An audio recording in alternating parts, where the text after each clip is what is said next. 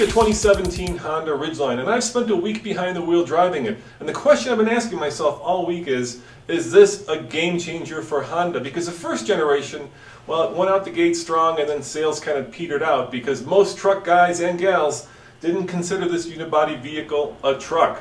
They wanted classic body on frame. And of course, because it's not a body on frame, it doesn't tow as much, only 5,000 pounds, and quite frankly, it doesn't go off-road as well either. So the question is, has Honda done enough, or have the times changed enough to make this a game changer in the mid-size truck market? And that question and answer, and my top 5 reasons for liking this new Honda Ridgeline are coming up right now on the Fast Lane Truck.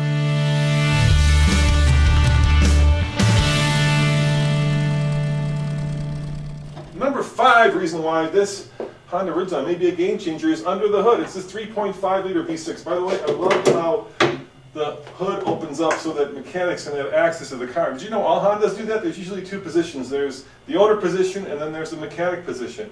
But this engine puts out 281 pound-foot of torque and 261 horsepower. And that's a lot of power, especially when you combine it with VTEC and you get that little bit of extra punch when you floor it.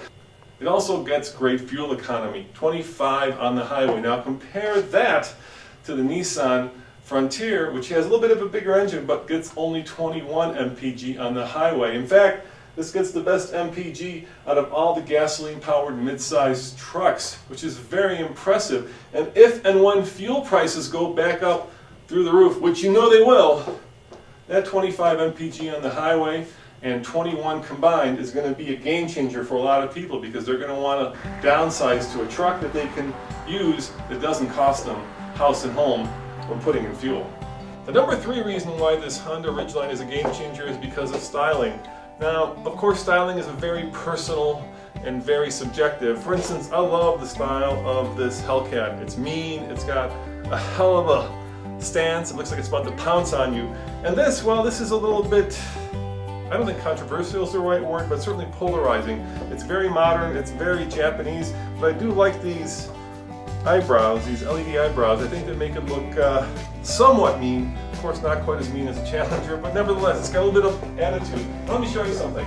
And this is important.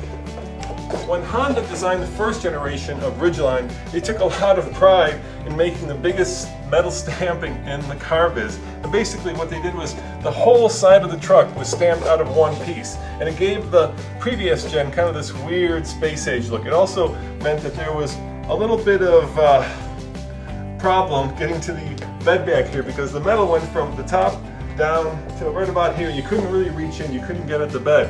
And with this generation of Ridgeline, the engineers decided to make this more trucky, and they put a cut right here. So basically now you have a stamping for this wing and a stamping for this part of the truck. So they separated visually the bed from the cab.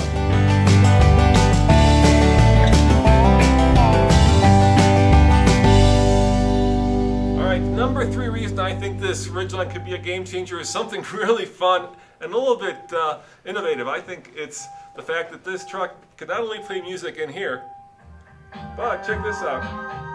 It can play music in the bed. How cool is that? Now, I can't play much of this music because it's a copyright issue, but let me show you what the truck can do. Back here, Honda engineers have installed not 1, not 2, but 6 speakers, actually the resonators, and they live in the side of the bed. And what basically they've done is create a bed that's a giant speaker. So if you're out tailgating, or if you're out there, wanting to impress your friends, or if you're out working and you need some tunes, you can play music right through the bed of your truck. And that, I think, is not only fun, but a game changer. All right, number 2 reason why this could be a game changer, for Honda at least, when it comes to trucks, is because, well, this drives like a Honda Pilot, which it's based on. It shares the same chassis. Now, the Nissan Frontier, the Toyota Tacoma, which, by the way, is the best-selling truck in the mid-size segment. It owns almost 70% of the segment.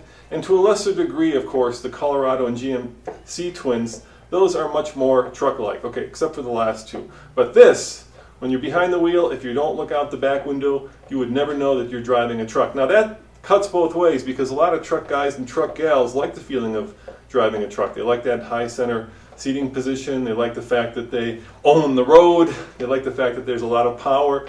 But not only does this drive like a pilot, it also parks like a pilot, it steers like a pilot, and you can live with it like a pilot. So there's not a huge expense to be paid when you own this truck. When you go park it, it's easy to park. When you come home, it's easy to park. When you take it on a long road trip across the country, it just drives like a dream. Independent suspension will do that. Of course, that means it's not great off-road, at least not as good as some of the more trucky trucks, but nevertheless, not everybody needs to go off-road. And that brings me to the number one reason why this 2017 Honda Ridgeline could be a game changer, and that is it's easy to live with. You don't have to pay a lot at the pump, you don't have to pay a lot when parking it. However, for this Black Edition, you do have to pay a lot. It's $43,000.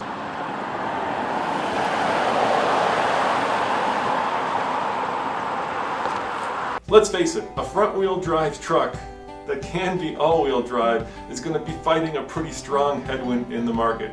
Most truck guys and truck gals look at trucks as tools, not as something to live with. But times are a-changing. Today, people want more lifestyle vehicles. There's a huge amount of buzz around the Hyundai Santa Cruz, and it hasn't even been built. And this is about as close as you can get to that and still have a truck. Sure, you can only tow 5,000, you probably can't drive it up a mountain, but I promise you, your friends will like it, your parents will like it, your spouse, girlfriend, boyfriend will like it, and this is a truck that's just easy to live with. It is, after all, the Honda of trucks. This, as always, is Roman. Thanks very much for watching. Remember, check out tfltruck.com for more news, views, and of course, real-world reviews. And by the way, we've actually requested that Honda lend us this truck for a long-term loaner. In other words, at least 6 months, so that we can take it skiing, we can take it on an MPG run, we can tow with it, we can actually find out if all these things that I'm saying are true. So Honda, if you're listening, give us the truck. Thanks. The first one, I'm going to be looking a little off to the side because we have a board right here.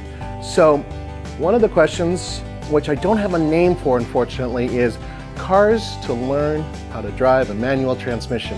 I highly recommend the Honda Fit. It is a really good car for shifting. The throws are just right, very easy, soft clutch, easy car to learn engagement with.